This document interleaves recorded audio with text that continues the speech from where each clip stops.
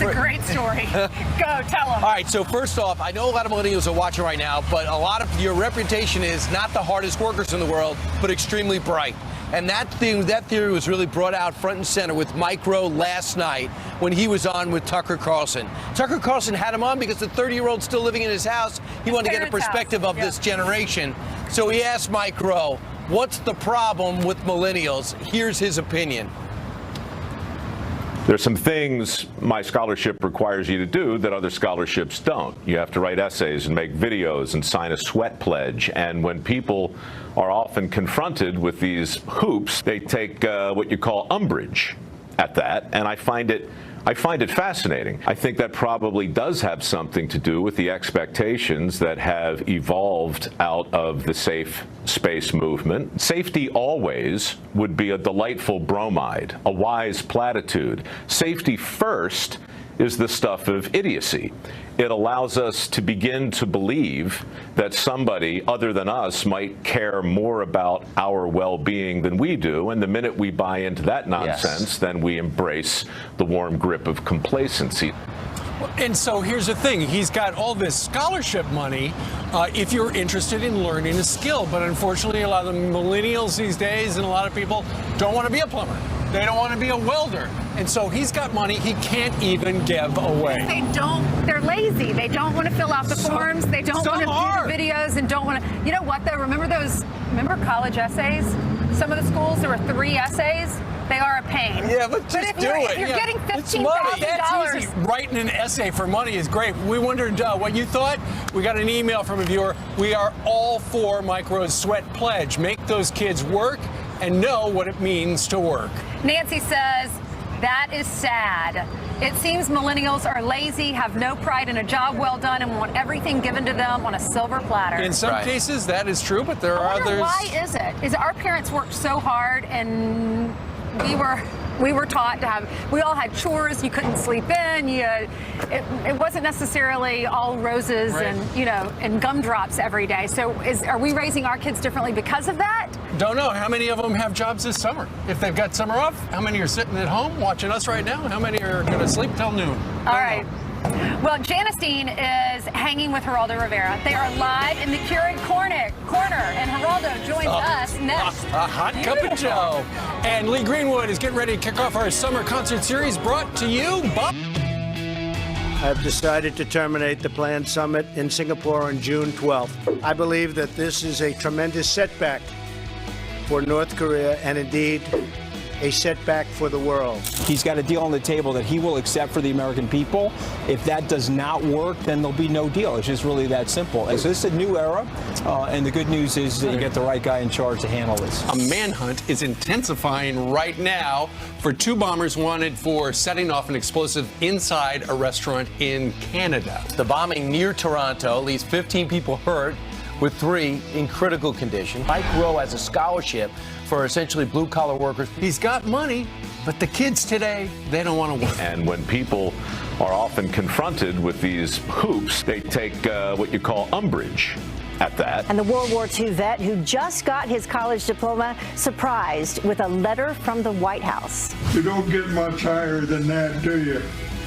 Thank you, Donald. I voted for you.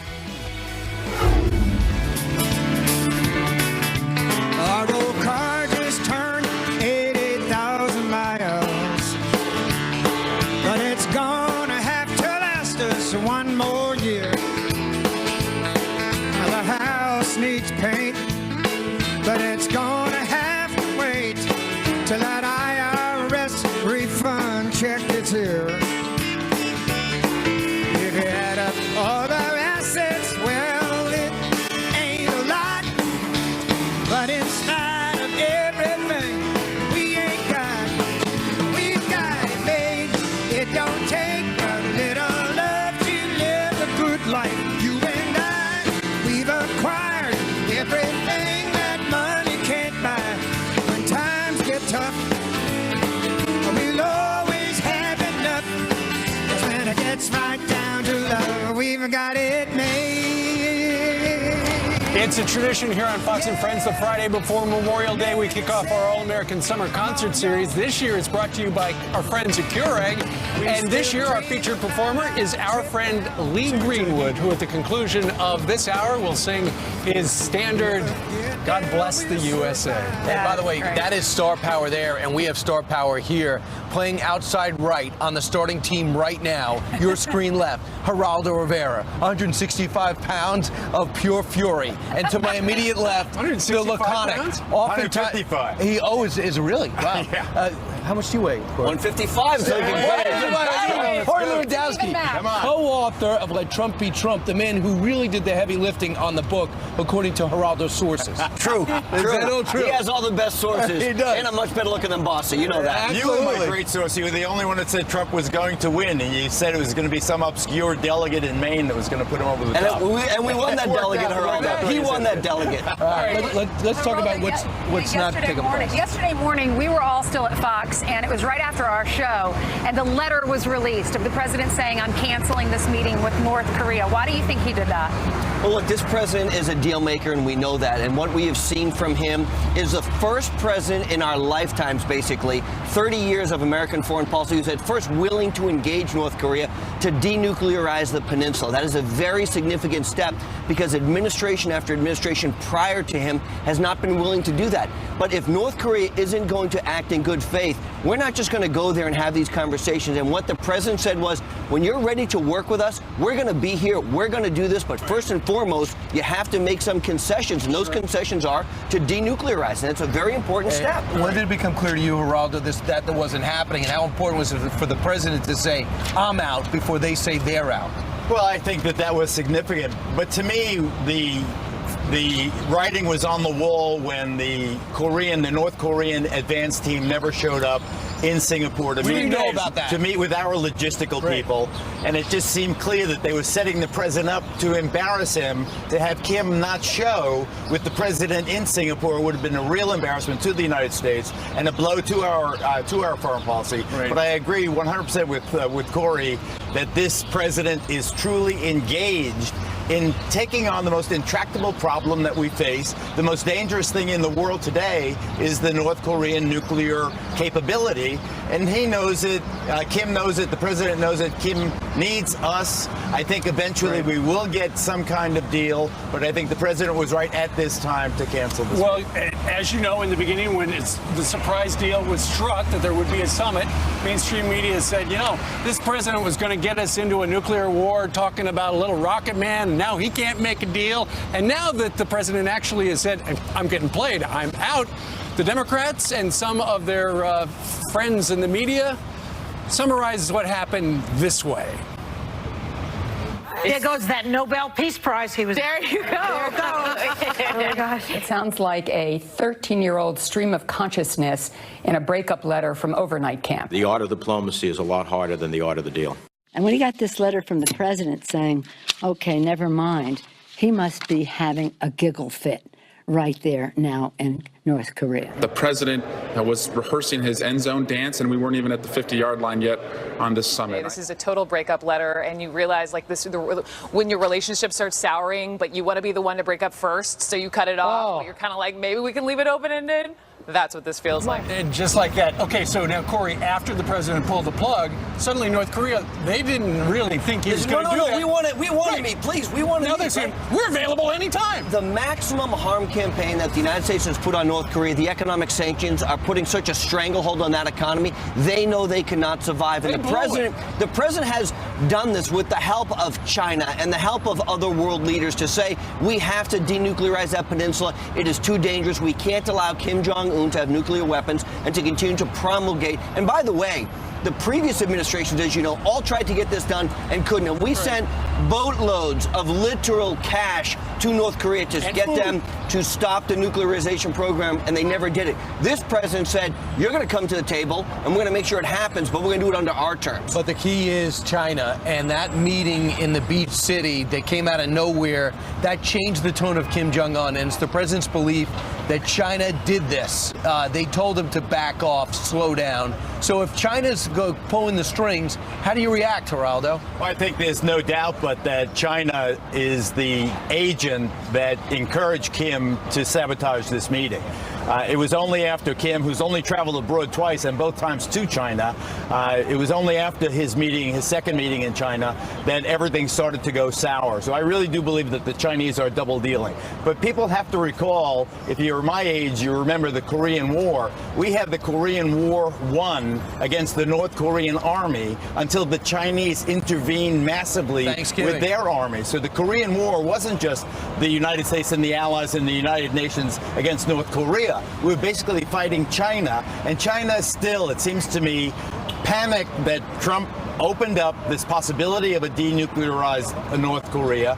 They panicked. They want that irritant in the eyes of the West and the United States particularly. They want North Korea to be the rogue state so China can appear to be the one that reins them in. I totally believe that the Chinese panicked as to the timing of this meeting and sabotaged what was going to happen, encouraged and enabled Kim to play the double game. All right. We want to talk to you, too, both about immigration and MS-13. The president's been talking about this so much. Was just out in Long Island. Brian got that exclusive interview with him.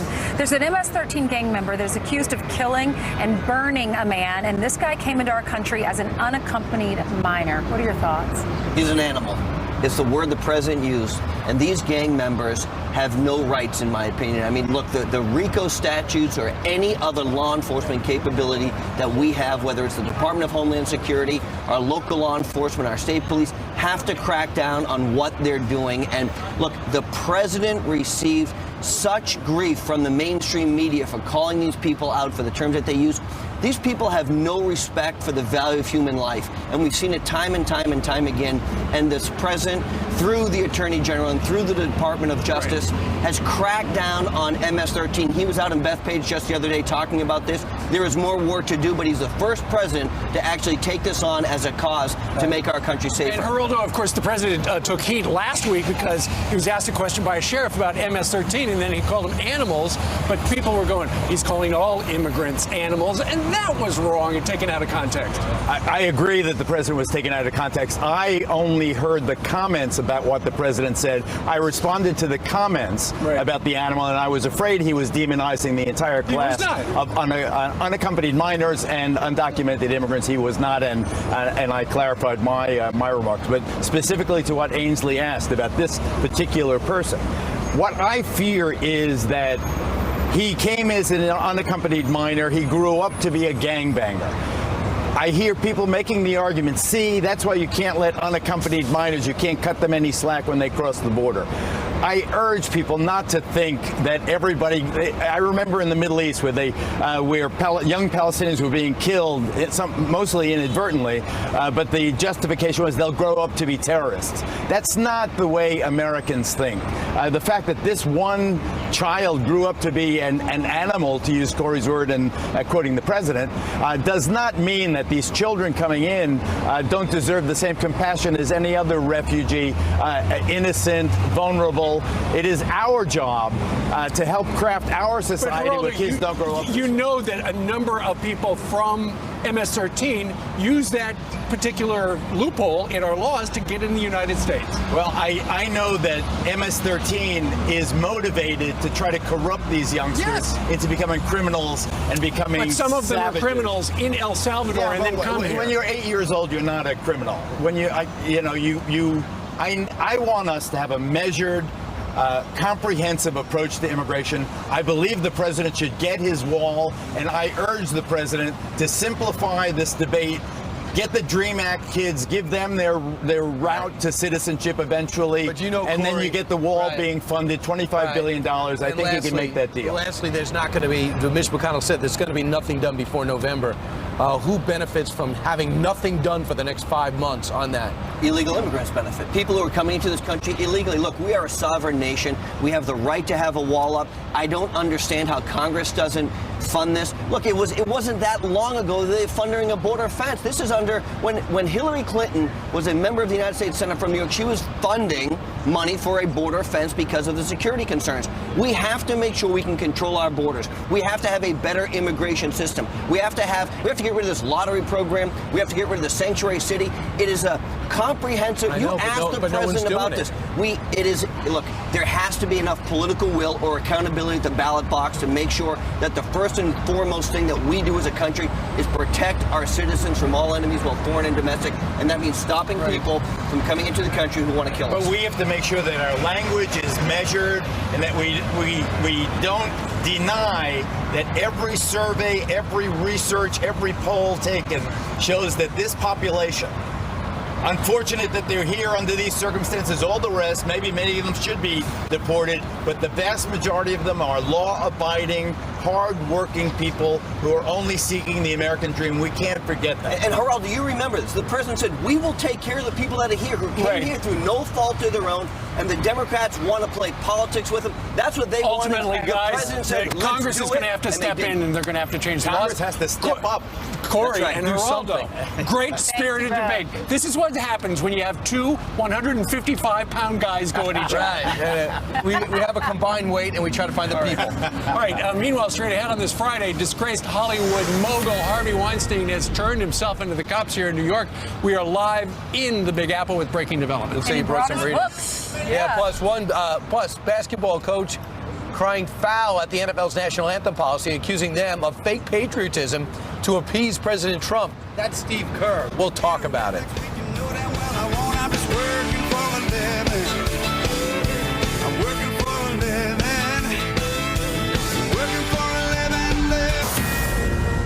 Good morning to you. Hope you're having a good day. We are back with a Fox News alert. A manhunt for a pair of restaurant bombers intensifying right now. Police say there were several family celebrations going on when the explosive went off in the restaurant right outside Toronto, Canada. The two suspects seen in this surveillance photo planted the bomb before running away. Police don't think it's terrorism. 15 people are hurt. A plane forced to turn back moments after takeoff when pieces of metal fall out of the engine. The Japanese flight heading to Tokyo reportedly dropping at least 10 metal parts onto the community below, hitting a medical clinic and parked car. No one on the ground or in the plane was hurt. Inspectors say the jet's engine blades were damaged. We are back with a Fox News alert. Disgraced movie producer Harvey Weinstein now in police custody here in New York. He actually surrendered in New York City and will reportedly face charges connected to sexual assault. All right, Laura Engel is live with the details. Laura, what was it like? Well, it was pandemonium. You know, we're used to seeing Harvey Weinstein showing up in front of the paparazzi. He's usually in a tuxedo at a movie premiere with the lights flashing, but this time was much different. An SUV pulled up in front of New York Police Department's first precinct, where he got out of that SUV looking very somber. He appeared to be holding 3 books under his arms, or 3 types of paperwork tucked under him. He had a blue sweater on and a black coat. He walked slowly when reporters were screaming questions to him, asking him if he had anything to say to his accusers. He did not offer comment. Instead, he went through those big blue doors at the first precinct where, as you mentioned, and we can now confirm that Harvey Weinstein is now officially under arrest. We are awaiting the charges. That is, of course, a very important part of today's proceedings, to find out exactly what he will be charged with. As we know, there are many accusers who have said that Harvey Weinstein has sexually assaulted them. Those accusations range from inappropriate touching to assault to rape, and we have been told that he will be going over to the criminal courthouse after this. We also were told that today's proceedings inside the precinct could take up to 2 hours. We are standing by waiting to see if he comes out in handcuffs or not, but he'll go over to the court and we'll be here. Back to you. Laura Engel in Lower Manhattan with the very latest. Thank you very much. Thanks, Laura. Well, these veterans and business owners are all competing in a special contest to help honor our heroes on this Memorial Day weekend. We're going to find out how you can vote coming up next. But first, here's our friend Lee Greenwood performing Wind Beneath My Wings over on the Intrepid Museum.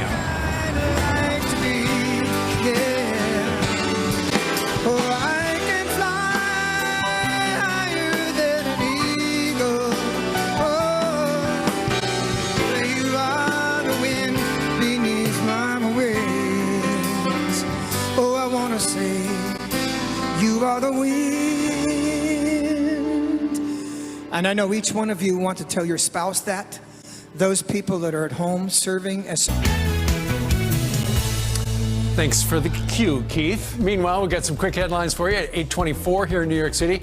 Graduating midshipmen getting a special message from the Commander-in-Chief today. Moments ago, President Trump tweeted out, "I will be making the commencement address today at the U.S. Naval Academy in Annapolis, Maryland. Look forward to being with some of the greatest people on Earth." The ceremony begins at 9 a.m. You'll see festivities throughout the day right here on Fox. And Prince William will become the first British royal to make an official visit to Israel. The future king will also travel to Jordan and Palestinian territories next month. It comes as Israel celebrates, as you know, its 70th anniversary of independence. All right, Ainsley. All right, thank you so much, Steve. Today is National Poppy Day, an initiative dating back to the end of World War I, where red poppies are distributed to honor those who fought and continue to fight for our great country. And this year, the American Legion is sponsoring a veteran entrepreneur contest that is open to all veterans, service members, and their spouses. In its honor, we are here with the contest finalists and a spokesperson for the American Legion, Mr. Sean Powers. Sean, thank you so much for being with us. Thank you, ma'am. So why the red poppy? Well, the red poppy comes from the poem In Flanders Field. It was a poem by John McCrae, and what happens is on the battlefield, you would have the red poppies because they would use lime where the bodies were, and it would to help that process. And lime was so harsh, the only flower that would go on that was the poppies. So when you saw the poppies, you could tell where their comrades were, where their comrades laid in the field. Okay, well, tell us about the contest. The contest it's called Veteranpreneur, and it's open to veterans and their family members. And what they're looking for is their company owners that have a product that shines and showcases what the poppy is, and to bring it to national attention. Now that we have National Poppy Day, and Congress just came out with that, and it's the Friday, which is today, before Memorial Day. That's so right. this works out perfect. Well, let's walk over and Yes, check ma'am. out some of these finalists. We have 3 ladies here that are military spouses. Thank y'all for being here. Thank you. We're going to start with you, Stephanie Weekly. Tell us about your company. What's the name of it and what do you do? My company is Abby Maddie. We are a 100% handmade company founded in 2010. My husband was getting ready to deploy again. I had a 5-week-old and a 2-year-old, and my hands were very full. Yes, they were. You were busy. I was very busy, and so I was looking for products that were both functional and fashionable. And one of the issues I had at that time was my hands were very full, so I was always fumbling for keys in a diaper bag in a dark parking lot. It wasn't safe. So I designed our signature key fob. It allows you to put your keys directly onto your wrist and leave them there. That's great. So we like to say it keeps your hands free for the more important things like babies and coffee. Yep. Yes. And they're pretty. Thank you. Yes, we are so excited to be able to add this beautiful red poppy fabric to one of our designs, just to pay tribute to the American Legion, everything that they do for military families and spouses, and to honor those that the poppy represents. Well, what you do, what your husband's doing, what you're doing at home is so important. What's your website? Thank you. It's abbymaddie.com. Okay, good deal. Thank you. Now, this is Christy DeWitt. Hey, Hi, Christy. how are you? I'm good. Tell me the name of your company. We're Nomadis, and we're a sterling silver charm company, and we've created charms for the military and for those of us who love and support the military. It tells your story, where you've been, or what your pride is in the military. That is so and smart. So every city that you've lived in or everything you've done along the way, you can buy a sterling silver charm for We it? have service branch charms representing the Marine Corps, Army, Air Force, Navy, and Coast Guard. And then we have military duty station charms. And what we did was added the poppies in. It's such an iconic symbol for the American Legion, and we know that their sacrifice is part of our story and our heritage, and we are proud to offer them a charm that shares their story. Those are beautiful. So you can buy different types of bracelets. If you want this one kind of glides on, and then this one you bangle. have to attach, right? Yes. Those are so pretty. Well, thank you so much. Thanks. Children love this too. They love to add to And we their have story. a military brat charm, so it works perfect. Well, thank you. What's your website? www.nomadiscollection.com. Okay, thank you so much. And then we have Narissa Alford. Thank you for being with Thank us. you. Tell us about your company. So I'm a brand new small business. I started my business basically out of necessity. As a military spouse, you move constantly. When you're abroad, there are all sorts of different rules you have to deal with. And my passion is making art. While we lived abroad, we lived in Korea, and I took pictures of poppy fields. And when this contest came up, I thought, wow, this works in perfectly. I'm in the midst of doing my first collection, and the first thing I did was a poppy. And I work in watercolors and inks and did these illustrations. And it brought me back to, my kids were scouts, and we celebrated Poppy Day there, and they got to interact and do some events on base. So it's come full circle for me, being able to make these, my artwork, and put it on cards to remember times that we have as family, and then also to honor the military service members and their families Thank you so for everything much. that What's they do. your website? It's NarissaAlfredDesigns.com. Okay. All right, so these are the finalists. We're going to announce the winner on Monday. Thank you. Go to Poppy Day. USA.com. Sorry, there it is on the bottom of your screen. PoppyDayUSA.org. Thank you, ladies, and thank you for your service. And thank your husbands, too, please. All right, President Trump's summit with North Korea is off, but could a sit-down with Robert Mueller be back on the table? Judge Janine is here. She'll be in next. But first, here's Lee Greenwood performing You've Got a Good Love Coming on the Intrepid Museum.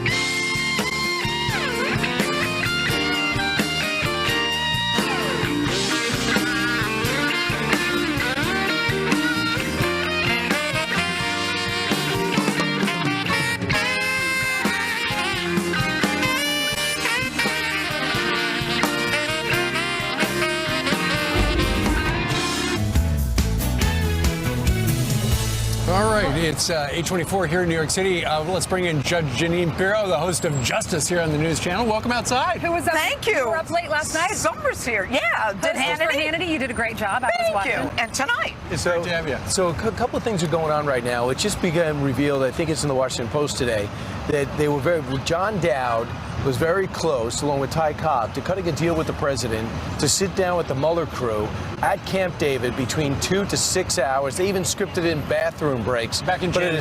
Back in January, but it has since fallen apart. Was that a good move? And what would be the next move if Judge Janine was in charge? If I were in charge, the president would be playing golf right now. There is no way the president should appear before Bob Mueller. Think about it. If a sitting president cannot be indicted, and if this president were to be questioned, it would only be for the purpose of an indictment. The legislative branch is not going to be in a position, which is what Mueller would like, to get the testimony of the president so that they can then use it to impeach him. That's the problem. But he's still deciding. I don't know if he's still deciding, but if the president decides to sit down with Robert Mueller, it's a mistake. They can't indict you. The only reason would be to use that testimony for an impeachment. And by the way, the president has the right to fire anyone for one reason, two reasons, no reasons, or any reasons. So what are we talking about? And when you think about it, Rod Rosenstein, the guy who recommended that Jim Comey be fired, he's in charge of the investigation. So he should be charged as a co-conspirator and obstruction of justice. Judge, the whole thing is absurd. What if he decides not to sit down with Robert Mueller? What happens next? Subpoena power. Well, then they would subpoena him, and then we would be in a situation where they would fight. Yeah, there would be a fight. There would be a legal fight. You cannot subpoena the president for this, and there is no point to it. And what Mueller is doing, look, I was a prosecutor. If I want to indict somebody, I'm not going to say to him, you've got to come in and talk to me. He doesn't have to come in and talk to me. You have the evidence, Mr. Mueller. Put it up or shut the whole thing down. All right, so don't talk to him. He gets subpoenaed and he can say, no, you can't subpoena me, and that's the end of it, right? Well, it'll probably, there'll be a lot of legal arguments that'll go up to the appellate courts. You mentioned the legislative branch. We all know that yesterday there were two meetings with legislature representatives and the Department of Justice. In the first one, apparently, Trey Gowdy and Devin Nunes wanted to see different things like the scope memo, wanted more information about this confidential informant, and it doesn't sound like they wound up seeing something an unredacted version. Clearly, the Department of Justice feels that these members of Congress on the Republican side shouldn't take a look at these things that the Mueller investigation actually has unfettered access to. Gee, what a shock. You know, here's the problem. The Department of Justice is slow walking. They don't want to give any information to Congress. They are ignoring the fact that Congress has oversight. Congress has the power to oversee what they're doing and to make sure that they are not going beyond what is allowed legally. Right. And what they're trying to do is wait until the 2018 midterms, which come up in about 6 months. Hopefully they want someone in the House. They want a majority in the House. This has to finish. It has to be over. Congress has to get off its stuff, hold people in contempt. That's it. But Judge, they're trying to get the documents, but the Department of Justice is apparently, they're going, okay, we've got the document right here. We will explain to you what's on it, but we're not going to let you see it. Yeah, well, that's a problem. And as far as I'm concerned, at that point, the people in the Department of Justice, whether it's Rod Rosenstein, I don't care who it is, they have to be impeached. They are not doing their job. They are conflicted. They have an agenda. They are stonewalling. They are ignoring congressional oversight. Adam Schiff came out and said, I was in that meeting. Nothing new here. There was no spy in the Trump camp. I guess discounting things that were written. Is this the same Adam Schiff He probably who wrote said, it before he went in. Yeah, this is the same Adam Schiff who says there is evidence of collusion, which, by the way, Adam, it's not a crime. I know you used to be a prosecutor, but you have to bone up a little.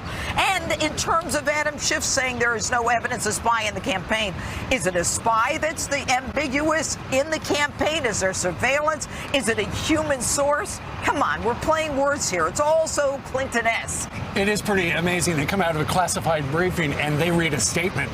The Republicans wouldn't say anything. And by the way, he wasn't supposed to be in that briefing. It was a gang of 8, but he has such a big mouth, they let him in. Yeah, we'll be watching tonight. She's going to be filling in for Hannity tonight, so it's always such a good show. All right. Of course, your show on the weekends. Yeah, that's right. Saturday night. Yeah, when are we co-hosting? I can't wait. All right, it is 8:38 now in New York City. Let's go back inside to Jillian. That's right. Good Friday morning to you at home as well. An armed man turns into a hero when he shoots and kills a gunman on a rampage. Police say the Good Samaritan pulled out a pistol and stopped the gunman in the parking lot after he shot a mother and her daughter inside Loews on the Lake in Oklahoma City. The family celebrating a birthday when they were attacked. Both are expected to survive. 2 other people are hurt. The shooting appears to be random. Talk about crashing the party. A high school prom is cut short after the yacht they were on rams into a docked boat.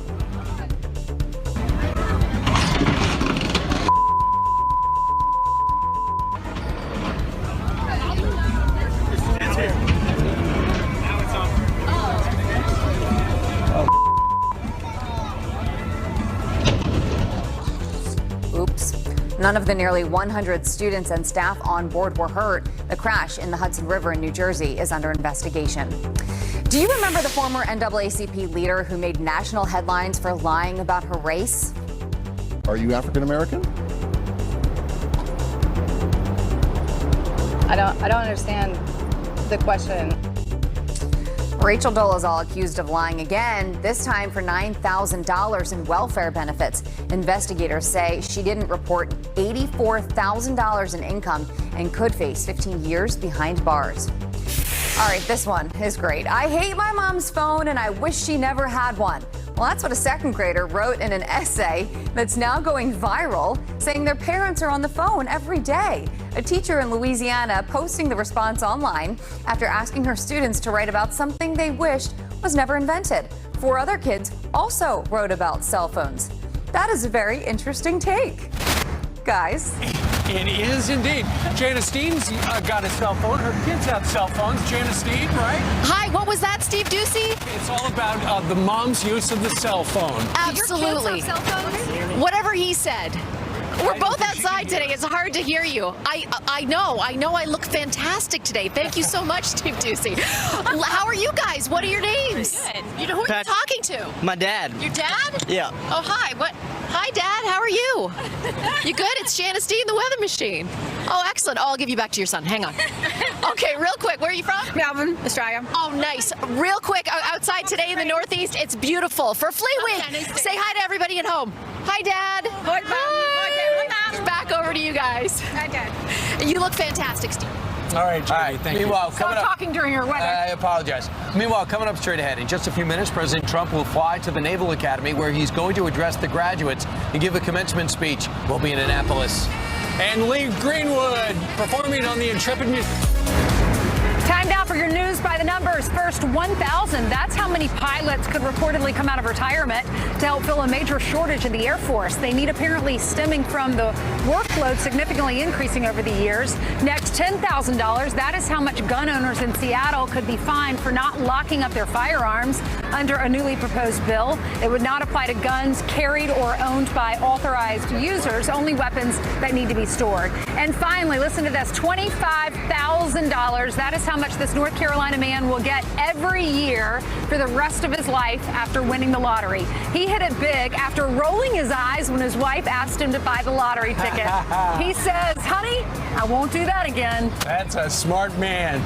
All right, meanwhile, let's talk a little bit about this. This week, we've been telling you about this 30-year-old guy who was being sued by his parents to move out of the house. They say he's a slacker. He needs to get a job. He needs to move on. Well, a judge has just ordered him out of the house by June 1st. Mike Rowe last night was on with Tucker talking about millennials, and he says he's got so much money to give away in the form of scholarships for young people who want to learn a skill, but they don't want to learn a skill because why? Here's Mike Rowe. There's some things my scholarship requires you to do that other scholarships don't. You have to write essays and make videos and sign a sweat pledge. And when people are often confronted with these hoops, they take what you call umbrage at that. And I find it fascinating. I think that probably does have something to do with the expectations that have evolved out of the safe space movement. Safety always would be a delightful bromide, a wise platitude. Safety first is the stuff of idiocy. It allows us to begin to believe that somebody other than us might care more about our well-being than we do, and the minute we buy into that nonsense, then we embrace the warm grip of complacency. It's just people have to start taking responsibility for their own lives. Stop blaming. Things got to start reversing itself. Grow up, have some responsibility. The other thing I'd just like to say, and the number one story of the day, obviously, is the cancellation of the summit and the North Korean response, which was anything but obstinate. It showed also a door open. Let's get this thing back on track. The president read that response and just tweeted this out. Very good news to receive the warm and productive statement from North Korea. We will soon see where it will lead, hopefully to long and enduring prosperity and peace. Only time and talent Well, and what he's talking will about, tell. North Korea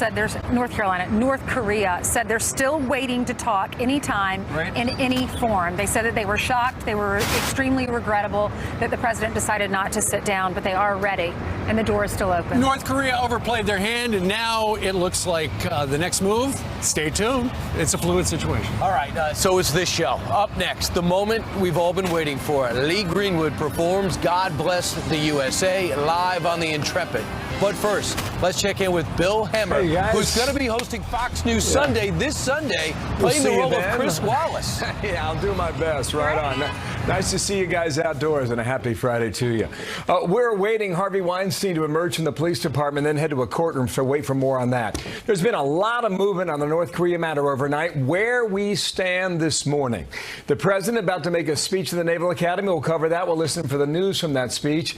And Sarah Sanders joins us live from the White House. Hope you can join Sandra and me in a few moments here on a holiday weekend. We'll see you then. Top of the hour. Well, today we are kicking off our All-American Summer Concert Series, which once again this year is brought to you by our friends at Keurig. And of course, we are honoring and starting the Memorial Day weekend. Live from the Intrepid Museum, here's Lee Greenwood with his iconic song, God Bless the USA. God bless you. I wrote this song for America because I believe we're the greatest country on earth. This Memorial Day, as we celebrate, we also remember those who have sacrificed for us.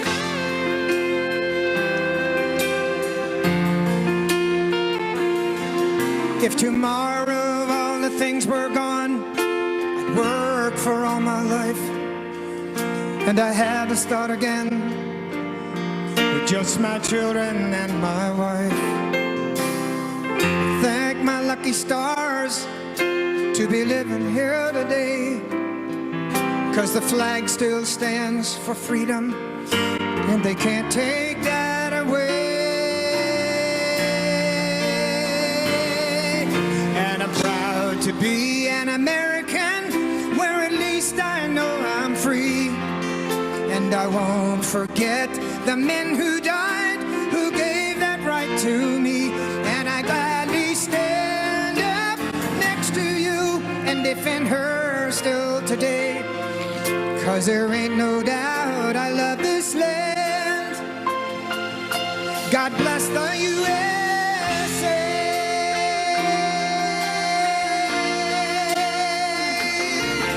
Yeah.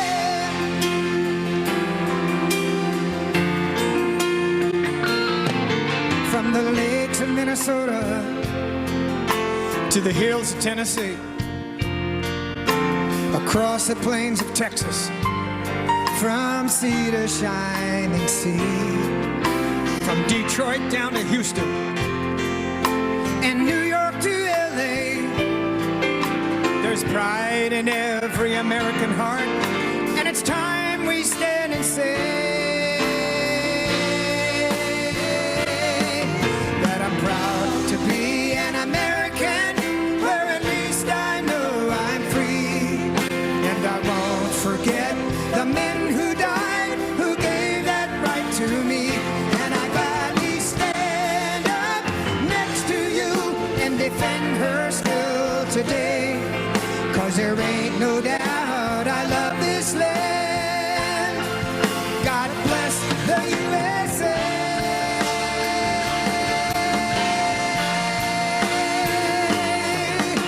And I'm proud to be an American, where at least I know I'm free. And I won't forget the men who died, who gave that right to me. And I gladly stand up next to you and defend her still today. 'Cause there